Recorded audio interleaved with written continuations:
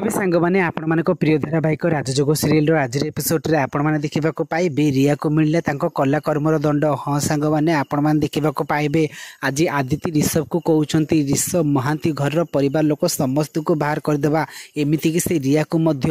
ଆଉ ଏତେବେଳେ ରିଷଭ ରାଗିଯାଇ ଆଦିତିଙ୍କ ଗାଲରେ ଗୋଟେ ଚଟକଣି ଦେବେ ଆଉ କହିବେ ଯେ ମହାନ୍ତି ଘରର ସବୁ ଲୋକକୁ ବାହାର କରିବାକୁ ମୁଁ କିଛି ବି କହିବିନି, କିନ୍ତୁ ରିୟାକୁ ଏ ଘରୁ ବାହାର କରିବା ଉଚିତ ନୁହଁ, କାରଣ ସେ ଏ ଘରର ବୋହୂ।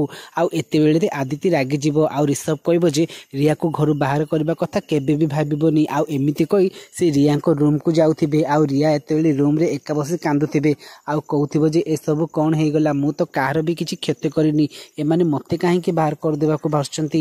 ଆଉ ଏତେବେଳେ ରିଷଭ ଯିବା ଦେଖି ରିୟା ପୁରା ଡରି ଯାଉଛି ଆଉ ରିଷଭ ଯାଇ ରିୟାଙ୍କୁ କହୁଛନ୍ତି ଯେ ଆରେ ସେ ଅଜଣା ପୁରୁଷ ସାଥିରେ ତ ତମେ ଭଲ ଡ୍ୟାନ୍ସ କରୁଥିଲ, ଏବେ ମୋ ସାଥିରେ ଡ୍ୟାନ୍ସ କରିବାକୁ ତମକୁ ପ୍ରୋବ୍ଲେମ ହେଉଛି। ଆଉ ଏମିତି କରି ସେ ରିୟାକୁ ଜବରଦସ୍ତି ଡ୍ୟାନ୍ସ କରିବାକୁ ଚାହୁଁଥିବେ, କିନ୍ତୁ ରିୟା ଏତେବେଳେ ଡରିଯିବେ ଆଉ ମନା କରିବେ। ଆଉ ଏତେବେଳେ ରିୟାଙ୍କ ସହିତ ରିଷଭ କିଛି ଖରାପ କାମ କରିବାକୁ ଯାଉଥିବେ, କିନ୍ତୁ ଏତେବେଳେ ଆସିବାର ଚପଲ ସାଉଣ୍ଡ ଶୁଣି ରିଷଭ ସେଠାରୁ ଚାଲିଯାଆନ୍ତି। ଆଉ ରିୟା କହୁଥିବେ ଆରେ ଯୋଉ ଗାତ ମୁଁ ଆଦିତି ପାଇଁ ଖୋଳିଥିଲି ସେ ଗାତରେ ମୁଁ ନିଜେ ଛନ୍ଦି ହେଇଗଲି। ସେ ମନେ ମନେ କହିବେ ମୁଁ ସବୁବେଳେ ମୋ ଭଉଣୀ ମୋ ମାଙ୍କ ପିଛା ଛାଡ଼ି ଭୁଲ କରିଛି, ଯଦି ଆଜି ସେମାନଙ୍କ ସପୋର୍ଟ ଥାନ୍ତି ତାହେଲେ ଦିଆ ଦିଦି ଆଜି ମୋତେ ନିଶ୍ଚୟ ସପୋର୍ଟ କରିଥାନ୍ତା। ତ ଫ୍ରେଣ୍ଡସ୍, ଆପଣମାନଙ୍କୁ କ'ଣ ଲାଗୁଛି ରିୟା ସାଥିରେ କ'ଣ ଏମିତି ଠିକ୍ ହେଇଛି? ଯଦି ହଁ ତାହେଲେ ଆମକୁ ୟେସ୍ ବୋଲି କମେଣ୍ଟ କରନ୍ତୁ।